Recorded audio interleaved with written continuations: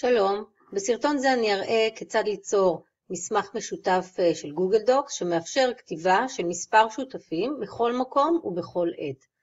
לצורך זה ניכנס אל הדרייב שבסרגל הניווט, נזין את שם המשתמש שלנו בגוגל,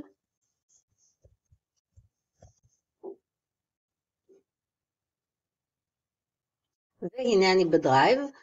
כאן אני לוחצת על חדש, הנה גוגל דוקס, זה הריבוע הכחול הזה, ונוצר לי מסמך. למסמך כרגע אין כותרת, אין בו טקסט, אבל סרגל הכלים מאוד דומה לסרגל שמוכר לכם מוורד. ניתן כותרת,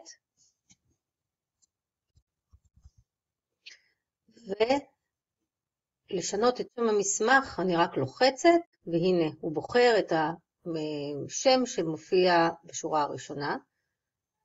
בואו ננסה להוסיף טבלה.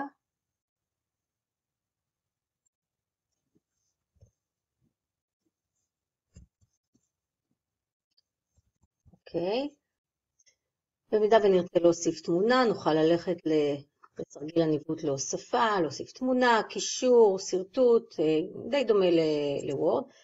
כלי מעניין שיש כאן הוא כלי מחקר, כלי מחקר, ובו בעצם אני מחפשת באופן ישיר בתוך גוגל תמונות בדרייב שלי. בואו נראה איך זה עובד. נקיש נושא שאנחנו מחפשים,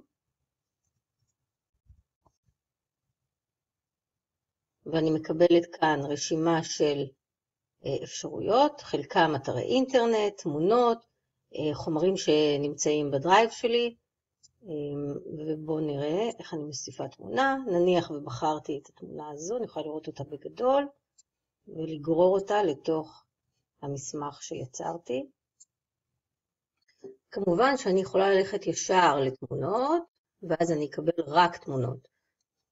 במידה ואני רוצה להוסיף, להסתכל על אתר אינטרנט ולהוסיף אותו אולי למסמך שלי, קישור אליו, הנה נניח מאתר הזה, תצוגה מקדימה, אני יכולה לראות את האתר, ולבחור להוסיף אותו כקישור. את המסמך שלי אני יכולה לארגן בתיקייה, לתת לה שם, או להשתמש בתיקייה קיימת, ואני יכולה לשתף. כרגע המסמך בברירת המחדל שלו הוא פרטי, רק בשבילי. במידה ואני רוצה לשתף אחרים, כדי שנוכל לעבוד יחד על אותו מסמך, ויש לי את כתובת המייל שלהם, אני אזין אותה כאן. זה מקושר לכל כתובות הג'ימייל שיש לי, וזו דרך אחת, ובה אני יכולה גם להחליט האם האדם שאותו שיתפתי לעריכה, להגבה או להצגה של המסמך.